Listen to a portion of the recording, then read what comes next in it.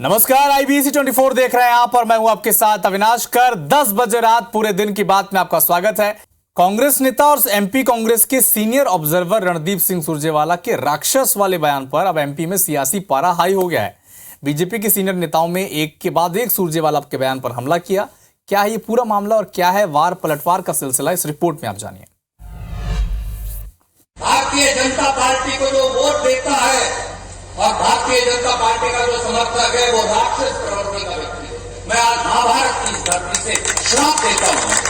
तो आपने सुना मध्य प्रदेश कांग्रेस के सीनियर ऑब्जर्वर रणदीप सिंह सुरजेवाला के हरियाणा के कैथल में दिए राक्षस वाले विवादित बयान पर प्रदेश की सियासत गर्मा गई है। दरअसल सुरजेवाला का सोशल मीडिया पर एक वीडियो वायरल हो रहा है। इस वीडियो में वे भाजपा के समर्थकों और वोटरों को राक्षस बता रहे हैं, उन्हें श्राप भी दे रहे हैं। उनका वीडियो सामने आते ही सियासत न हो, ये कैसे हो सकता है। खुद CM शिवराज ने सुरजेवाला को आड़े हाथ लिया है और कहा है कि जब नाश मनुष्य पर छाता है पहले विवेक मर जाता है। ये कांग्रेस है जिनके नेता कह रहे हैं कि जनता राक्षस है। क्या भाजपा को वोट देने वाले करोड़ों लोग राक्षस हैं? उन्होंने सोनिया गांधी, राहुल गांधी से पूछा कि आप जनता को क्या मानते हैं? क्या यही आपकी मोहब्बत की दुकान है? राक्षसों, भाजपा के राक्षसों तुम लोग। भारतीय जनता पार्टी को जो वोट देता है और भारतीय जनता पार्टी का जो समर्थक है वो राक्षस प्रवृत्ति का व्यक्ति है।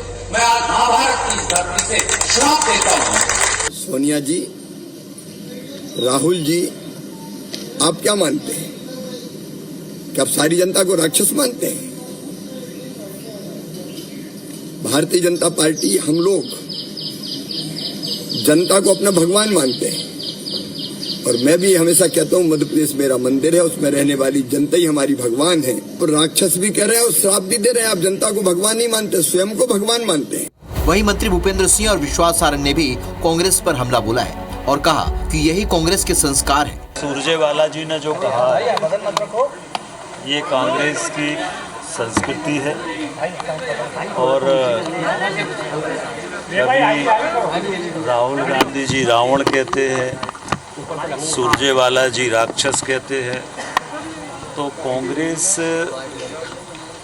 सत्ता ना मिलने से फ्रस्ट्रेशन की शिकार है। कांग्रेस के वरिष्ठ नेता रणदीप सिंह सुरजेवाला जी ने जो बयान दिया है वो कांग्रेस के संस्कार और कांग्रेस की परिपाटी का परिचायक है। ये कोई नई बात नहीं है। नेहरू परिवार ने हर समय जनता का अपमान किया है। चुनाव जैसे जैसे नजदीक आ रहे हैं, कांग्रेस और बीजेपी नेताओं के हमले तेज होते जा रहे हैं। आने वाले दिनों में और भी बयानों की बरसात हो सकती है। पूर्व मुख्यमंत्री कमलनाथ उज्जैन पहुंचे, जहां उन्होंने सबसे पहले बाबा महाकाल के दर्शन किए और कहा कि MP में कांग्रेस की सरकार जैसे ही बनेगी सबसे पहले कैबिनेट की बैठक महाकाल मंदिर के दर पर होगी।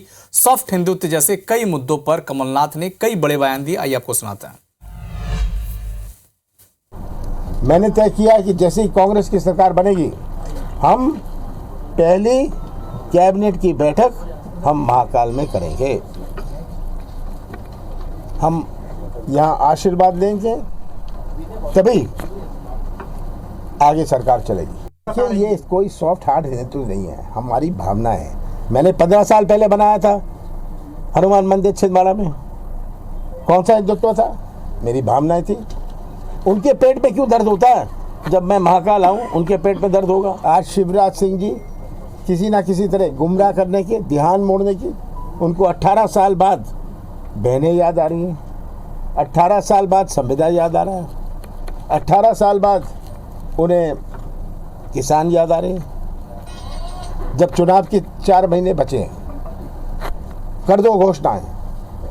इनकी घोषणा की मशीन, झूठ की मशीन डबल स्पीड पर चल रही है। देखिए, कोई किसी ने कोई राक्षस नहीं कहा। ये आप एक सेंटेंस ले लें, कहेंगे कि मैंने ये कह दिया, वो कह दिया, कट कर दे, ये सब बातें फायदा नहीं है।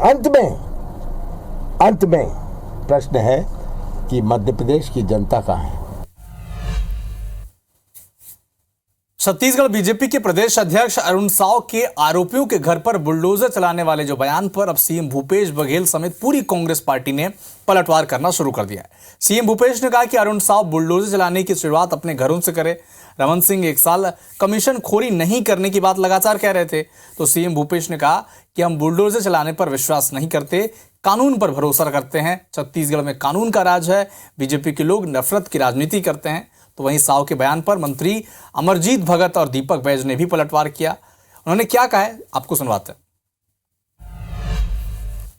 जिस प्रकार से आज अपराधियों के हौसले बढ़े हैं, जिस प्रकार से लव जिहाद की घटनाएं बढ़ी है, निश्चित रूप से आने वाले समय में जिहादियों के ऊपर, अपराधियों के ऊपर बुलडोजर तो चलेगा ही। अरुण साव जी पहले अपने घर से शुरुआत कर ले। जितने कमीशन खोर हैं, जिसको रमन सिंह जी ने कहा है, उसके पहले उसके घरों में पहले क्या चलाना है वो चलाए भाई। और हम लोग को बुलडोजर वगैरह चलाने में विश्वास नहीं करते, कानून पे विश्वास करते हैं। विश्वास दिलाता हूं कि उनका सरकार नहीं आ रहा है। कांग्रेस लोगों के आशियाना, लोगों के झोपड़ी और घर बनाने में विश्वास रखती है, बुलडोजर चलाने में नहीं। मन में एक भ्रम पाल के रखे हैं, उसको हम यहाँ छत्तीसगढ़ में सफल होने नहीं देंगे। 15 साल में बुलडोजर तो गरीबों पे चलाए हो आप, बस्तर के आदिवासियों पे चलाए आप, और जो एकदम कमजोर वर्ग है उन पे बुलडोजर चलाए। किसानों के ऊपर बुलडोजर चलाए। बुलडोजर चलाना है अरुण साव जी को तो बृजमोहन अग्रवाल के ऊपर चलाए, अजय चंद्राकर के ऊपर चलाए, रमन सिंह के ऊपर चलाए। तो बुलडोजर के मामले पर लगातार पक्ष और विपक्ष में बयानबाजी का दौर जारी है। बस्तर ब्लॉक के भैंस गांव का प्राथमिक स्कूल साल भर बाद भी बनकर तैयार नहीं हो सका है। स्कूली बच्चे देवगुड़ी में ही पढ़ाई करने को मजबूर हैं। गांव वालों का कहना है कि मुख्यमंत्री जब भेंट मुलाकात के लिए आए थे, तब उन्होंने इस वक्त स्कूल भवन बनाने के लिए स्वीकृति दे दी थी। भवन बनने का काम शुरू भी हो गया था, लेकिन अब भी अधूरा पड़ा हुआ है काम। विधायक, सरपंच, अफसर सभी से इस मामले की शिकायत की गई, लेकिन सुनवाई हुई नहीं। 23 बच्चों के लिए बन रहे इस भवन को 6 महीने के भीतर पूरा हो जाना था, लेकिन स्कूल के जो टीचर हैं वो बताते हैं कि पिछले सत्र में ही स्कूल का निर्माण शुरू हुआ था और तब से अब तक देवगुड़ी में बच्चों को पढ़ाई वो करवा रहे हैं, लेकिन दूसरे सत्र अब शुरू हो चुका है, लेकिन अब भी स्कूल निर्माणाधीन ही है। यहाँ भूपेश बघेल जी पहुँचे थे और भेंट मुलाकात किए और आज तक वो स्वीकृति तो कर दिए करने के लिए, लेकिन स्कूल आज तक नहीं बन पाई। गांव के बच्चे अभी ग्राम पंचायत के गुड़ी में पढ़ाई लिखाई करके और पढ़ाई लिखाई यहीं पे कर रहे हैं। हमारे जो शिक्षक हैं उनको भी परेशानी है और हमारे बच्चों को भी परेशानी है। भवन है वो एकल कक्षीय है जो कि जर्जर हो चुका है, इसलिए शासन ने हमको कहा भाई कि जहाँ भी वैकल्पिक व्यवस्था होता है तो वहाँ पर अपना पढ़ाई संचालन करें। तो यहाँ पर हम लोग देवगुड़ी में आकर पढ़ाई कर रहे हैं और शासन के द्वारा एक भवन का निर्माण किया जा रहा है जो कि निर्माणाधीन है। शासन प्रशासन से यही चाहते हैं कि जो हमारा निर्माणाधीन भवन है वो जल्द से जल्द चालू हो जाए। बरसात का सीज़न है, बच्चे बाहर में रह के पढ़ रहे हैं, कभी बरसात होता तो पढ़ाई भी बंद हो जाता है। तो 10 बजे रात पूरे दिन की बात में फिलहाल इतना ही, लेकिन देश और दुनिया के साथ मध्य प्रदेश, छत्तीसगढ़ के सभी अपडेट के लिए आप जुड़े रहिए IBC 24 के साथ। नमस्कार।